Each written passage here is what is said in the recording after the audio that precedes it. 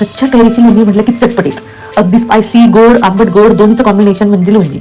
आणि महाराष्ट्रामध्येच काय म्हणजे लग्नात जिथे जिथे लग्न असतील ना आणि कैऱ्या असतील तिथे तिथे जेवणामध्ये लोणचीचा प्रकार केला जातो. त्यासाठी आपल्याला काय करायचंय, 2 कैऱ्या घ्यायच्या आहेत. प्रमाणासहित तुम्हाला अगदी व्यवस्थितपणे सांगते, म्हणजे तुमची लोणची अगदी तशीच चवी लागेल आणि सगळेजण आवडीने खातील. 2 कैऱ्या घेतल्या, आतमध्ये कोळ काही जास्त जाड नाहीये, म्हणजे कडक नाहीये, त्यामुळे काय होतं आतमधून कापलं जाईल. जितकं छान कापलं जाईल कैरी तितकी व्यवस्थित आपली लोणची होईल. तर असं काही नाही, आतमध्ये कडक असेल तर बाजूचं काप करून घ्यायचं, फक्त मोठाने काप करायचं. लोणचीला जे आहे म्हणजे भाजीला, कैरीच्या भाजीला आपल्याला मोठाले थोडेसे काप जास्त लागतील.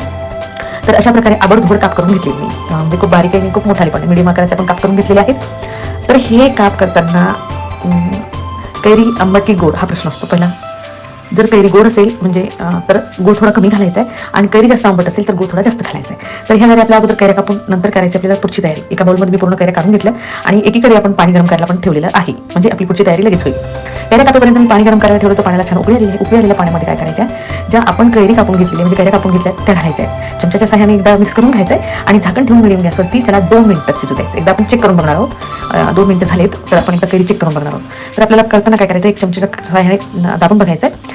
नरम नाही वाटली तर परत थोडंसं 1 मिनिटासाठी शिजू द्यायचं आहे. तर परत एकदा मी झाकण ठेवलंय आणि परत त्याला शिजू दिलंय. तर 1 मिनिट शिजू द्यायचं, परत नंतर बघायचं, कारण जास्त गाळही नको, नाही तर काय होईल लोणचीच्या फोडी म्हणजे आपल्याला अख्खी काप दिसणार नाही, लगेच गाळ होऊन जाईल. त्याच्यामुळे मग ते दिसायला छान नाही वाटणार, चवीला छानच लागेल पण दिसायला छान वाटणार नाही, म्हणून आपल्याला थोडं काळजी करून घ्यायचं. तर चमचा सांगितलं की आता आपल्याला गॅस बंद करून ह्या काढून घ्यायच्या. गरम पाण्यात ठेवायच्या नाही जास्त वेळ, कारण आपली फोडणी झाल्यापर्यंत खूप गाळ होती, म्हणून आपण काढून घेतोय.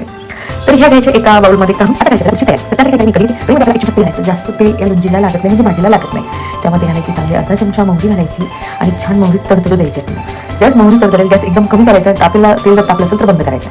अर्धा चमचा हळद घालायची, 1.5 चमचा लाल मिरची पावडर आणि गरम मसाला घातलाय मी 1 चमचा, धणे पावडर 1 चमचा घालायची आणि अर्धी वाटी मी गूळ घातलाय. कैरी आपली जास्त आंबट नाहीये, तर त्यामुळे मी काय केलं, त्यामध्ये गूळ अर्धी वाटी घातलाय. थोडी आंबट असती तर पाऊण वाटी मी इथे गूळ घातला असता. गूळ अगोदर भाजून घ्यायचा आहे आणि तेलामध्ये थोडंसं मुसळी अगोदर बारीकच करून घ्या तुम्ही, नाहीतर मग चमच्याच्या साईडने थोडासा प्लेन करून भाजून घ्यायचा आहे. थोडासा काळपटपणा आला की त्यामध्ये घालायचे पाणी, अर्धी वाटी पाणी घालायचं आहे, जास्त नाही. थोडासा गूळ मेल्ट होईपर्यंत आपण त्याला शिजून घेणार आहोत, म्हणजे काही कैऱ्या ऑलरेडी आपल्या चांगलं नरम झालेले आहे. त्यामुळे गूळ आपला मेल्ट झाला की नंतर घालायचे काळं मीठ. याने काय होतं, साधं मीठ नाही घालायचं, काळ्या मीठाने छान चटपटीत चव येते, म्हणून ते काळं मीठ घालायचं आहे. आणि नंतर घालायच्या अलगद आपल्या कैऱ्या घातल्यानंतर गॅस कमी करायचा आहे आणि मस्त अलगद हाताने त्याला झाऱ्याने हलवायचं आहे. तर इथे तुम्हाला वाटत असेल तर पातळ झाले, पण थोडासा गॅस मिडियम करा आणि थोडंसं याला शिजू द्या.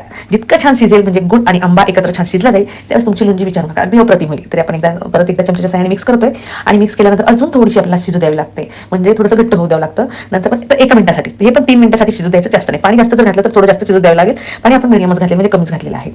तर इथे चटपटीत लोणची आपली तयार आहे. गॅस बंद करायचा आहे. तुम्ही म्हणाला आता पातळ आहे अजून, पण जसं जसं थंड होईल सारण तशी तशी लोणचीचा घट्टपणा त्या लोणचीला येतोय. त्यामुळे इथे या स्टेपवरती बंद करायचं आहे आणि थंड झाल्यानंतर किंवा गरम पण खाऊ शकता, पण थंड झाल्यानंतर जितकी छान लागेल तितकी कशाचीच चव तुम्हाला येणार नाहीये. तर मस्त शिजू दिलंय आणि तुम्ही इथे बघू शकता घट्ट टेक्स्चर होते त्याचं. आणि चमच्याच्या साईड घेऊन दाखवतो तुम्हाला, अगदी रसरशीत आणि खायला तर विचारूच नका, नक्की ट्राय करून बघा. म्हणजे तुम्हाला ट्राय केल्यानंतरच कळेल ही लोणची कशी झालेली आहे ते. अगदी मस्त करायलाही सोपी, जास्त काही वेळही लागत नाही तुम्हाला. पण आणि हो, तुम्हाला एक सांगायचं मला, ही लोणची करून ठेवली, तुम्ही फ्रीजमध्ये ठेवली आणि दररोज खायच्या अगोदर अर्धा 1 तासाने बाहेर ठेवल्यानंतर घेतली तर ही लोणची तुम्हाला अगदी छानच लागेल, खराब होणार नाही. 8 दिवस तरी तुमची लोणची खराब होणार नाही, पण शक्यतो मुरतच नाहीये. आपण अर्धा किलोची करा की 1 किलोची करा, 2 ते 3 दिवसात पूर्ण संपून टाकतात सगळेजण. अशी ही चटपटीत आंब्याच्या कैरीची लोणची होते. तर अगदी सोपी आणि कमी साहित्यात होणारी आहे, खूप काही साहित्यही लागत नाहीये. तर आजच नक्की ट्राय करा आणि ट्राय केल्यानंतर मला कमेंटमध्ये नक्की कळवा तुम्हाला ही माझी रेसिपी कशी वाटली ते. जर तुम्हाला हा माझा व्हिडिओ आवडला असेल आणि तुम्ही माझ्या चॅनलवर नवीन असाल तर माझ्या चॅनलला सबस्क्राईब, लाईक, शेअर, कमेंट करायला विसरू नका. तर चला भेटूया अशाच नवीन रेसिपी सोबत, तोपर्यंत बाय बाय.